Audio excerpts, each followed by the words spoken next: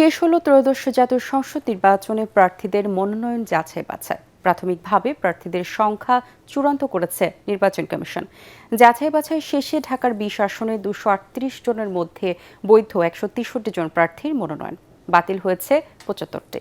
৫ থেকে ৯ জানুয়ারি পর্যন্ত আপিল দায়ের করতে পারবেন বাতিল হওয়া প্রার্থীরা। আপিল নিষ্পত্তি হলে হবে ১০ থেকে ১৮ জানুয়ারি, আর প্রার্থিতা প্রত্যাহারের শেষ দিন ২০ জানুয়ারি। আরও জানাচ্ছেন ইমদাদুল্লাহ বাবু। ত্রয়োদশ জাতীয় সংসদ নির্বাচনে সারা দেশে প্রার্থীদের সংখ্যা চূড়ান্ত করল নির্বাচন কমিশন। ঢাকা মহানগরী ও জেলা মিলে মোট ২০টি আসনে জমা পড়া ২৩৮টি মনোনয়নের মধ্যে ১৬৩ জনের প্রার্থিতা বৈধ করেছে কমিশন। বিভিন্ন অসঙ্গতি থাকায় বাতিল করা হয়েছে ৭৫ জন প্রার্থীর মনোনয়ন। এছাড়া স্থগিত করা হয়েছে একজনের মনোনয়ন।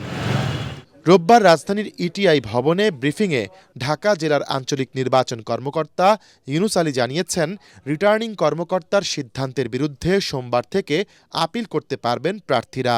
মনোনয়নপত্র বাতিল বা গ্রহণ উভয়ের বিরুদ্ধে আপিলের বিধান রয়েছে নির্বাচন কমিশনে।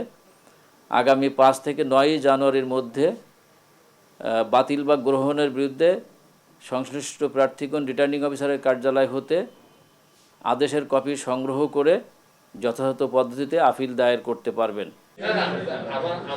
এদিকে দ্বৈত নাগরিকত্বের কারণে চট্টগ্রাম ৯ আসনে জামায়াতে ইসলামীর প্রার্থী ডাক্তার এ.কে.এম. ফজলুল হকের মনোনয়নপত্র বাতিল করা হয়েছে। চট্টগ্রাম ১৩ আসনে বিএনপির বিদ্রোহী প্রার্থী আলী আব্বাসের মনোনয়নপত্রও বাতিল হয়েছে। এছাড়া ঋণ খেলাপি হওয়ায় চট্টগ্রাম ১৪ আসনে বিএনপি মনোনীত প্রার্থী জসিমউদ্দিন আহমেদ জসিমের মনোনয়নপত্র প্রাথমিকভাবে স্থগিত করা হয়েছে।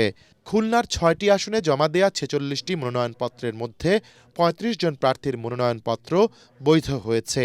বাতিল হয়েছে ১১ জনের। মনোনয়ন বাতিল হওয়াদের মধ্যে রয়েছেন জাতীয় পার্টির ২ জন, গণ অধিকার পরিষদের ১ জন এবং স্বতন্ত্র ৮ জন প্রার্থী।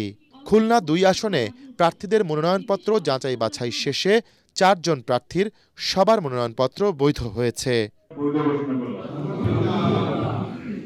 মানিকগঞ্জের ৩টি আসনে ২৭ জন প্রার্থীর মধ্যে ৯ জন প্রার্থীর মনোনয়নপত্র বাতিল এবং ১৮ জন প্রার্থী বৈধ ঘোষণা করেছেন জেলা রিটার্নিং কর্মকর্তা। ইমদাদুল্লাহ বাবু, ATN বাংলা, ঢাকা।